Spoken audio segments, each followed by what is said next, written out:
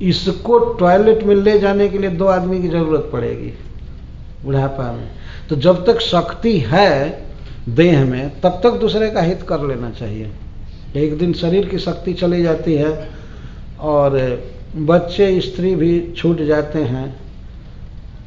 बच्चा तो आजकल तो जब तक बच्चा है तब तक उससे कुछ करा सकते हैं, नहीं तो सयाना हुआ तो आउट ऑफ कंट्रोल हो गया। अब तो कुछ सुनेगा ही नहीं। इसीलिए महाभारत में लिखा गया है कि अपने बच्चों को 5 बरस तक लालन करना चाहिए।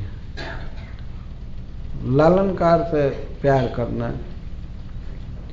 और 5 से 10 बरस के बीच में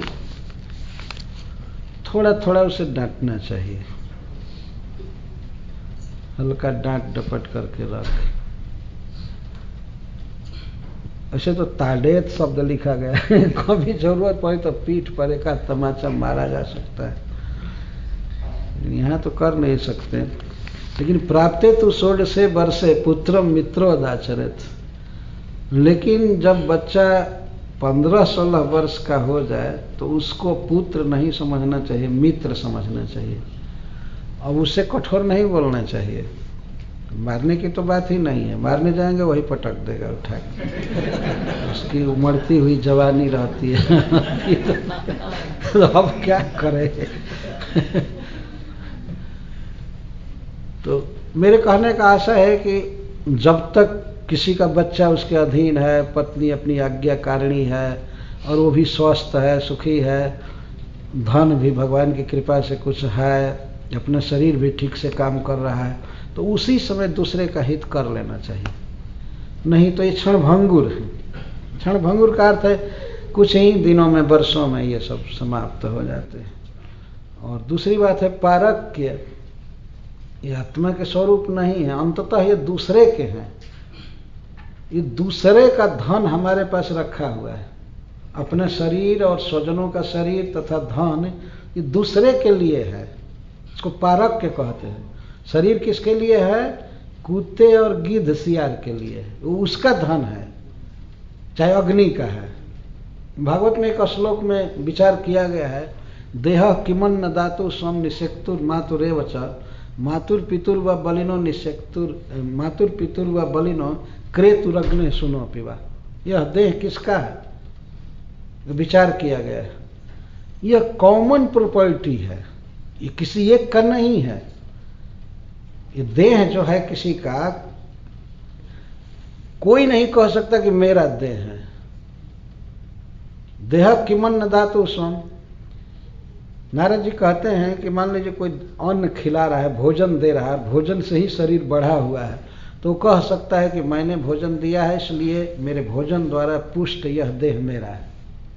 और मान लीजिए मानता भी है मेरा देह, मैं खिलाया हूँ इसको। अच्छा, पिता इसको जन्म देता है, मतलब पिता का अंश है, तो पिता कहता है कि ये मेरा है। कुछ दिन तक वो कहता भी है। और पुत्र भी लिखता है, कम से कम झूठा भी लिखता है, नहीं सही लिखता है लेकिन मानता नहीं है। तुम किसके हो, तुम्हारा फादर कौन है, तो फॉर्म भरने में चाहे कहीं जरूरत पड़ ही जाती है तो लिखता है कि इसका पुत्र हूँ, मेरे पिता ये है। तो पिता मानता है कि यह देह मेरा है क्योंकि उसका अंश है। माँ मानती है कि नहीं, मेरे उदर में ये रहा था इसलिए मेरा है। कुछ ही वर्ष के बाद जब विवाह हो जाता है तो पत्नी कहती है कि मेरा देह है ना, सीधा कहती है कि ये देह मेरा है। और पति कहता भी, लोक में कहावत भी कहते भी हैं कि उसने उसका हाथ पकड़ा है। हाथ पकड़ा है मतलब मेरा, मेरी है। दोनों में मेरा मेरी का तो बहुत बंधन हो जाता है। यह मेरा है, यह मेरी है। और उस समय पिता आदि का संबंध शिथिल देखा जाता है। जो पहले विवाह के पहले जानता ही नहीं था कि किसकी बनेगी, तो मेरा मेरा मेरा मेरा पिता माता करते रहते हैं। और कहीं अगर व्यक्ति किसी जॉब में चला गया, नौकरी में चला गया, तो ये स्टाफ वाले कहते हैं ये मेरा स्टाफ है, मेरी कंपनी का है, कहते हैं ना, मेरा स्टाफ। चाहे इस तरह कई लोग इस शरीर पर दावा करते हैं जन्म से लेकर के मरण तक। तो कोई अगर जबरदस्ती काम कराता है तो वो कहता है कि ये मेरा है, अथवा कोई खरीद लेता है इस देह को खरीद लेता है। खरीदने का मतलब यह है कि कुछ पैसा देकर उसे काम कराता है, तो वो कहता है कि मैंने इसको पैसा दिया इसलिए यह देह इतना घंटा के लिए मेरा है, मेरा काम करेगा। सेना में जो भर्ती होते हैं जवान, सरकार कहती है सब मेरे हैं, उन्हें लड़ना पड़ता है या काम करना पड़ता है, तो पैसा देकर खरीद लेते हैं, इसको क्रेतु कहते हैं। लेकिन कोई कुछ भी हो, माँ कुछ दिन अपने गोद में इस शरीर को रखी, पिताजी रखे, पत्नी रखी अपने साथ, और भी स्टाफ में हुआ, कुछ भी हुआ, लेकिन अंत में किसके पास ही जाएगा? लास्ट में कौन कंज्यूम करेगा? क्रेतु। अग्नि सुनो पिवा, या तो आग अथवा कुत्ता। यदि हिंदू होगा तो अग्नि देवता इसको अंत में कंज्यूम करेंगे, ये माना जाएगा कि फाइनल अग्नि का था यह। क्योंकि कोई भी वस्तु घूमते घामते लास्ट में जिसके उपभोग में आएगी वो वस्तु उसी की मानी जाएगी, ये नियम है। किसी वस्तु के लिए चाहे कोई कितना भी पैकेट बनावे, पैकेज खूब सुंदर सुंदर दुकान में रखा है, इधर से उधर ट्रांसफर हो रहा है, ट्रांसपोर्टेड हो रहा है, लेकिन जो खरीदेगा भोगेगा वही उसका भोक्ता माना जाता है। तो लास्ट में ये शरीर किसके काम आएगा? जब शरीर मर जाता है तो इसको कौन भोगता है? स्वाभाविक मरे हुए शरीर को अगर फेंक दिया जाए तो सबसे पहला भोक्ता इसके पास कुत्ता आता है। उसे ओ यह शरीर बहुत नाम लिया, इसका नाम प्रोफेसर बना, इसका नाम इंजीनियर बना, इसका नाम पांडे मिश्रा, लेकिन अंत में हमारा भोजन आ गया। तो कुत्तों और सियार का भोजन होता है। अथवा यदि स्वजन जला दिए इसको तो अग्नि का भोजन बन गया, और नहीं तो कीड़े जमीन में खाएंगे कब्र में जाने पर। यही शरीर की गति है, इसको पारक्य कहते हैं। अंततः यह शरीर दूसरे का है, दूसरे के काम में आएगा, ये आत्मा के काम में नहीं आएगा। आत्मा को तो दुख देने के लिए दिया गया है। तो आत्मा नहीं कह सकता कि यह देह मेरा है, क्योंकि आत्मा को अधोगति में डालने के लिए देह दिया गया है कि सुख दुख का अनुभव करे, दुख का अनुभव करे। और दूसरे जो स्वजन है उनका तो है ही नहीं। कुछ बरस तक कोई कहता है मेरा है मेरा है, इसके बाद तब तक दूसरा कहना चालू करता है। वस्तु एक ही है, लेकिन उस पर मेरा मेरी का कितना स्टैंप लगता है। ये मेरा है 2 साल के लिए, 4 साल के लिए, 5 साल के लिए। अंत में कुत्ता का स्थायी अधिकार होता है, ये मेरा है। तो कभी कभी कुत्ते सोचते होंगे ठीक है तुम घूमो इतना अच्छा अच्छा कपड़ा पहन करके, लेकिन ये कपड़ा पहनना मतलब कुत्ता के भोजन का पैकेज है। ठीक है घूमो, लेकिन एक दिन कंज्यूम करेंगे, भोगेंगे हम। देखिए, चाहे राष्ट्रपति का शरीर हो, चाहे किसी बहुत बड़े ब्राह्मण का, वो शरीर गली में मरा हुआ फेंक दिया जाए तो कुत्ते खाने में तनिक हिचक नहीं करेंगे कि नहीं ये राष्ट्रपति थे, नहीं टच करना चाहिए। नहीं, वो खाएंगे ही, क्योंकि उनका है। वो निर्बाध, किसी से परमिशन नहीं लेंगे वे, ये डॉक्यूमेंट बनाओ, ये कागज बनाओ तब खाएंगे, नहीं। वो सीधा कर खाएंगे। इसलिए शरीर को, स्वजनों को और धन आदि को, धन भी परक्य है। ये धन जो आदमी कमा रहा है, आज मैं बात कर रहा था कि धनी हो चाहे गरीब हो, अमेरिका में देख रहा हूं कि सब एक ही समान खा रहे हैं, सामान्य भोजन कर रहे हैं, ठीक है। और कितना भी धनी हो ड्राइविंग स्वयं कर रहा है। तो ये धन दूसरे का है, उसे भोग नहीं पाएंगे।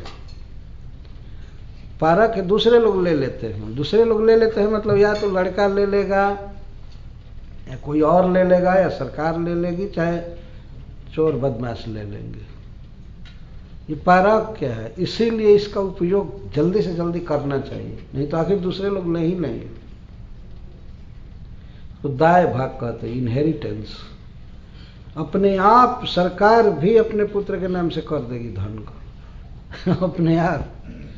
कितने लोग बैंक में रुपया छोड़ करके मर जाते हैं, बहुत भारी भारी रुपये। एक बार कह रहे थे राधा जीवन प्रभु कि कोई माता जी थी, उनके पास 3 बिल्लियाँ थी, तो 3 बिल्लियों के लिए एक एक घर और डेढ़ के $1 मिलियन छोड़ करके मरी थी उनके नाम से, बिल्लियों के नाम से। तो बिल्लियाँ तो कोई खर्च करेंगे नहीं, लेकिन उनकी देख रेख करने वाले लोग बिल्लियों के लिए इतना रुपया खर्च किए, $1 मिलियन दी थी 3 बिल्ली के लिए। तो धन परख के दूसरे के हाथ में चला गया। तो धन, स्वजन या देह सब क्षणभंगुर है और दूसरे का है, अतः इसके द्वारा उपकार करना चाहिए। इतना कह करके एवं कृतव्यवसितो, सुखदेव गोस्वामी कहते हैं कि यह निर्णय करके, यह बात कह करके अथर्व के पुत्र दधीची मुनि अपने को भगवान के पास ले गए।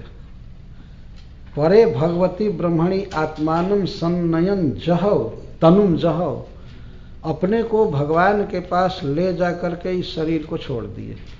इसका अर्थ है कि उन्होंने चिंतन किया कि मैं भगवान कृष्ण का नित्य दास हूँ, मैं शरीर नहीं हूँ, और चिंतन द्वारा भगवान की लीला में पहुँच गए। सन्नयन, इस श्लोक पर भी श्रील प्रभुपाद बहुत प्रपट लिखे। जीव भगवान में मिलता नहीं है, वास्तव में भगवान के पास जाता है। इसलिए यहाँ लिखा गया है कि परे भगवती ब्रह्मणि आत्मानं सन्नयन, सन्नयन का अर्थ सम्यक ले गए। उन्होंने चिंतन किया कि मैं भगवान का पार्षद हूँ, भगवान का दास हूँ, यह सोचते हुए भगवान की लीला में अपने मन को रखे, उनकी सेवा में, और इस तरह तनुम जहो, शरीर छोड़ दिए, शरीर छोड़ दिए। कैसे शरीर छोड़े इसको सुखदेव गोस्वामी बताते हैं। जताक्षासु मनोबुद्धि, पहले उन्होंने अपने प्राण को, प्राणवायु को, मन को, बुद्धि को, इंद्रियों को बिल्कुल जत का अर्थ है कंट्रोल में ले लिया। वे आँख से कुछ देख नहीं रहे थे, कान से सुन नहीं रहे थे और नासिका से सूंघ नहीं रहे थे, इंद्रियों की बाह्य वृत्ति खत्म हो गई। तत्वदृक्, उनकी दृष्टि वास्तविकता पर अर्थात भगवान पर हो गई। ध्वस्त बंधन, और इसलिए उपाधि खत्म हो गई, कर्म बंधन समाप्त हो गया। आस्थित परमम योगम, परम योग में अर्थात भक्ति योग में स्थित हो गए। देहम न देहम बुद्धे गतम, कब देह चला गया उनको पता भी नहीं चला। भागवत में लिखा गया है कि भक्तों को मृत्यु से नहीं डरना चाहिए। उनकी मृत्यु ऐसे होती है जैसे मदिरा मदांध व्यक्ति कभी कभी ये भी नहीं जानता है कि वस्त्र कब गिर गया मेरा। शराब के नशे में उसको पता नहीं लगता है, कभी कभी नग्न घूमा करता है और उसको पता नहीं होता है कि वस्त्र नहीं पहने। उसी तरह से जो व्यक्ति परम योग में होता है, भक्ति में, तो भगवान में उसका मन लग जाता है और कब देह गिरा, क्या हुआ, पता भी नहीं चलता। दधीची मुनि को पता भी नहीं चला कि उनका देह कब गया, इतना भगवान में मन लगा हुआ था। तो वे तो भगवान का पार्षद बन गए, चले गए वैकुंठ धाम, और बाद में देवता लोग उनके शरीर को लिए। एक कामधेनु गाय आई जो उनके चमड़े को हटाया चाट चाट करके, और इसके बाद उनके हड्डी को देवता लोग विमान से ले गए स्वर्ग।